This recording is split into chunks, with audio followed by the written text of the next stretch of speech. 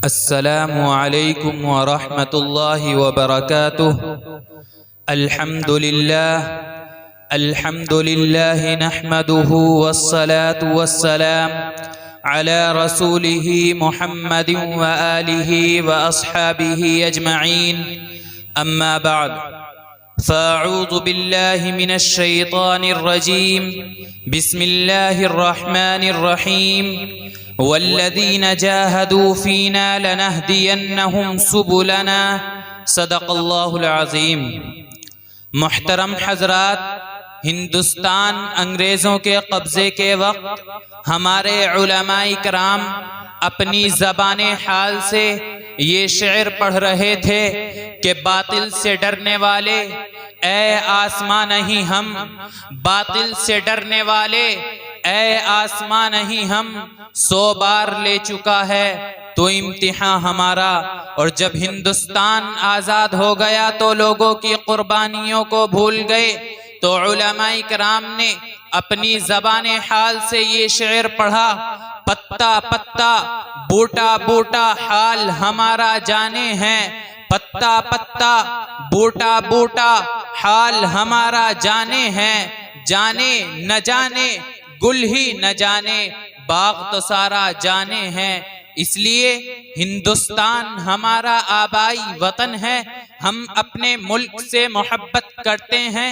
India हमारा मुल्क है, हम अपने मुजाहिदीन आज़ादी को मुबारकबाद पेश करते हैं। हजरात, जब अंग्रेजों ने हमारे मुल्क हिंदुस्तान पर कब्जा करना चाहा तो जंग आज़ादी के दरिया में लाखों लालो गोहर का खजाना निकल पड़ा और गुलिस्तानी हिंद की बहारों में लातादाद रंग महकने लगे।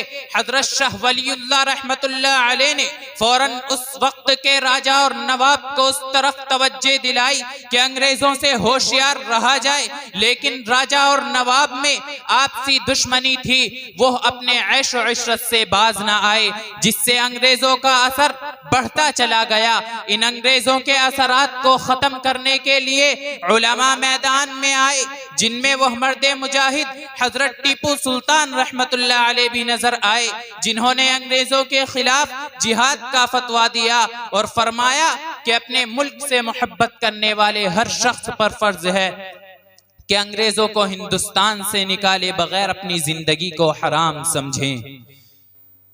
जब चमन को खून की जरूरत पड़ी, सबसे पहले हमारी ही गर्दन कटी। जब चमन को खून की जरूरत पड़ी, सबसे पहले हमारी ही गर्दन कटी। फिर भी कहते हैं आज अहले चमन, ये चमन हमारा है तुम्हारा नहीं। मुहतरम दोस्तों, हिंदुस्तान को आजाद कराने में मौलाना कासिम नानोतवी, मौलाना रशीद अहमद गंगोही, हाफिज जामिन शहीद वगैरह हजरात ने अपने शेख हाजी इमदादुल्लाह की रहनुमाई में तलवार उठाई और आजादी की राह में सरफरोशी के साथ मैदान में उतर आए। उलमाए किराम की मीटिंग हुई, शामली के मैदान में अंग्रेजों से मुकाबला हुआ, लेकिन इस जंग अजीम में हाफिज जामिन शहीद हो गए, मौलाना रशीद अहमद जख्मी हो गए। हाफिज जामिन के शहीद होते ही हालात बदल गए। उलमाए किराम ने 1866 में दारुल उलूम देवबंद की बुनियाद रख दी, ताकि यहाँ से ऐसे अफराद पैदा किए जाएं जो अंग्रेजों के फैलाए गंदे ख्यालात को दूर कर सकें। ये दारुल उलूम देवबंद एक मजबूत इस्लामी किले की तरह था और है और रहेगा इंशाअल्लाह। दोस्तों, हमसे ये सवाल होता है कि हम मुसलमानों ने हिंदुस्तान को क्या दिया? जाओ हिमालय की बुलंदी से पूछो, ताजमहल की रानाई से पूछो, सरजमीने हिंदुस्तान की शादाबी से पूछो, हिंदुस्तान के सहराओं से पूछो, आसमान के तारों से पूछो, कुतुब मीनार की बुलंदी से पूछो, लाल किले के झंडे से पूछो, जामा मस्जिद की आजमत से पूछो। ये सब बतलाएंगे कि हम मुसलमानों ने हिंदुस्तान को क्या दिया। शायर इस्लाम अल्लामा इकबाल ने क्या ही खूब कहा है, सारे जहां से अच्छा हिंदोसिता हमारा, हम बुलबुलें हैं इसकी, ये गुलसिता हमारा। मुहतरम दोस्तों, अभी आप हजरत हजरात, आज़ादी वतन में शरीक और शहीद होने वाले हजरत शाह वलीउल्लाह रहमतुल्लाह अलैह, हजरत टीपू सुल्तान रहमतुल्लाह अलैह, हजरत शाह अब्दुल अजीज रहमतुल्लाह अलैह की दास्तां सुन रहे थे। हजरत शाह अब्दुल अजीज रहमतुल्लाह अलैह के फतवे के असर उलमा इकराम पर बहुत गहरे पड़े। हजरत सैयद अहमद शहीद रहमतुल्लाह अलैह की रहनुमाई में हजरत शाह इस्माइल और हजरत मौलाना अब्दुल हई के मशवरे से 50 अफराद की एक जमात तैयार की गई।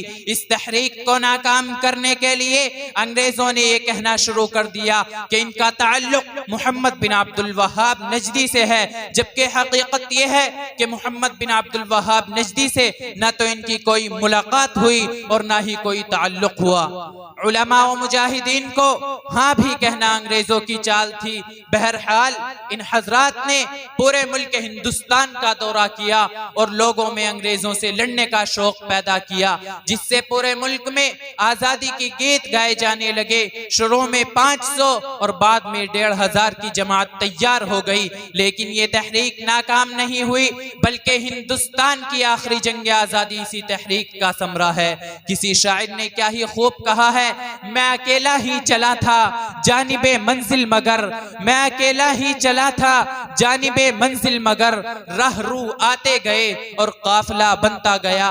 दोस्तों, हिंदुस्तान को आजाद कराने में सबसे बड़ा किरदार उलमा इकराम ही का रहा है। पूरे मुल्क में तहरीक आजादी के मराकिज कायम थे, जिनमें देवबंद, दिल्ली वगैरह काबिले जिक्र हैं। शेखुल हिंद मौलाना महमूद हसन रहमतुल्लाह अलैह के इशारों पर इनके खादिमों ने अंग्रेजों से जंग शुरू कर दी। शेखुल हिंद और इनके साथियों को अंग्रेजों ने गिरफ्तार कर लिया। मौलाना हुसैन अहमद मदनी ने अपने उस्ताद शेखुल हिंद की खिदमत के लिए खुद को गिरफ्तार करा लिया और जेल में रहकर कुरान पाक का हिफ्ज मुकम्मल किया। लेकिन इस दौरान मुफ्ती किफायतुल्लाह रहमतुल्लाह अलैह, मौलाना अबुल कलाम आजाद वगैरह हिंदुस्तान में आजादी की कोशिश बदस्तूर अंजाम देते रहे थे। जब हजरत शेखुल हिंद का इंतकाल हुआ और गुस्ल के लिए जब हजरत शेखुल हिंद अपने साथियों के साथ जेल से बाहर तशरीफ लाए तो अंग्रेजी सरकार के बाईकाट का ऐलान किया। उलमा इकराम ने इस तहरीक को घर घर पहुंचाने का फरीजा अंजाम दिया और ऐलान किया कि अंग्रेजों से दोस्ती और ताल्लुकात रखना हराम है। मुहतरम हजरात, मौलाना अब्दुल बारी रहमतुल्लाह अलैह ने ऐलान किया कि आज से मिस्टर गांधी को महात्मा गांधी कहकर पुकारा जाएगा।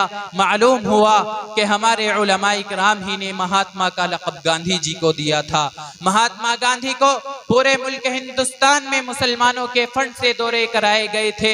जब हजरत शेखुल हिंद का इंतकाल हुआ और गुस्ल के लिए कमर से कपड़ा हटाया तो हड्डियां नजर आ रही थी, खाल हटी हुई थी।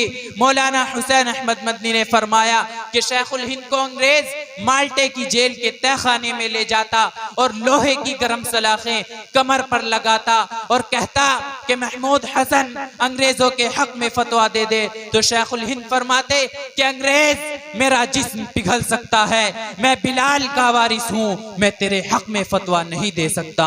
दोस्तों, ये था शेखुल हिंद का इश्क सहाबा और अंग्रेजों से हिंदुस्तान को आजाद कराने का जज्बा। मुहतरम दोस्तों, हिंदुस्तान को आजाद कराने में हिंदुस्तान की सरजमीन ने मौलाना हुसैन अहमद मदनी, मौलाना मियान देवबंदी, मौलाना हिफ्जुर रहमान बिजनौरी वगैरह जैसे बहादुरों को जन्म दिया, जिन्होंने हिंदुस्तान को आजाद कराने में तन मन धन की बाजी लगा दी, लेकिन अंग्रेजों के सामने नहीं झुके। मुहतरम दोस्तों, अंग्रेजों ने मौलाना हुसैन अहमद मदनी से अंग्रेजों ने कहा था, क्या तुमने ये फतवा दिया है कि अंग्रेजी फौज में भर्ती होना हराम है? मौलाना हुसैन अहमद मदनी ने फरमाया, हाँ, मैंने ये फतवा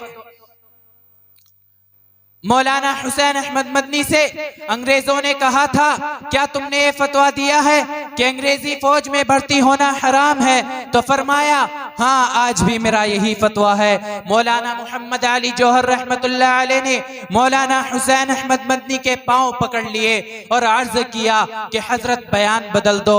मौलाना हुसैन अहमद मदनी ने फरमाया कि अगर आज मैंने अपना बयान बदला तो खुदा की कसम ईमान बदल जाएगा। दोस्तों, अंग्रेजों ने मौलाना हुसैन अहमद मदनी को गोली मारने का हुक्म दिया था। जब कराची में जलसा हुआ तो लोगों को यह ख्याल था कि मौलाना हुसैन अहमद मदनी स्टेज पर नहीं आएंगे, लेकिन मौलाना हुसैन अहमद मदनी वह मर्दे मुजाहिद थे जो कांधे पर कफन रखकर स्टेज पर आए तो अंग्रेजों को बुलबुल और गोलियों को गुल से मुशाबहत देकर कहा, ले फिरती है बुलबुल चोंच में गुल, शहीद नाज की तुरबत कहाँ है? तो लोगों ने आधे घंटे नारे लगाए। फिर फरमाया कि खिलौना समझकर न बर्बाद करना कि हम भी किसी के बनाए हुए हैं। खिलौना समझकर न बर्बाद करना कि हम भी किसी के बनाए हुए हैं। फिरंगी की फौजों में हुर्मत के फतवे सरदार चढ़कर भिगाए हुए हैं। शजरे आजादी को खूं दे के सींचा, फल इसके पकने को आए हुए हैं। शजरे आजादी को खूं दे के सींचा, फल इसके पकने को आए हुए हैं। यही शेखुल इस्लाम मौलाना हुसैन अहमद मदनी जब माल्टे की जेल में थे तो घर के 19 अफराद के इंतकाल की खबर एक खत से मिली तो एक शायर ने अपने वालिद को लिखा कि मसाइब में उलझकर मुस्कुराना मेरी फितरत है, मसाइब में उलझकर मुस्कुराना मेरी फितरत है, मुझे नाकामियों पे अश्क बरसाना नहीं आता। आइए इन 4 मिसरों के साथ अपनी तकरीर को खत्म करता हूँ। जनाबे राहत इंदौरी के इन 4 मिसरों के साथ कि अगर खिलाफ है होने दो, जान थोड़ी है। अगर खिलाफ है होने दो, जान थोड़ी है। ये सब धुआं है, कोई आसमान थोड़ी है। सभी का खून है शामिल यहाँ की मिट्टी में, किसी के बाप का हिंदुस्तान थोड़ी है। हमको न सताओ कि गुनहगार नहीं है, हमको न सताओ कि गुनहगार नहीं है। ये किसने कहा तुमसे कि वफादार नहीं है? जब देश ने मांगा है लहू हमने दिया है, हम फख्र वतन हैं, कोई गद्दार नहीं है। वमा अलैना इल्लल बलाग।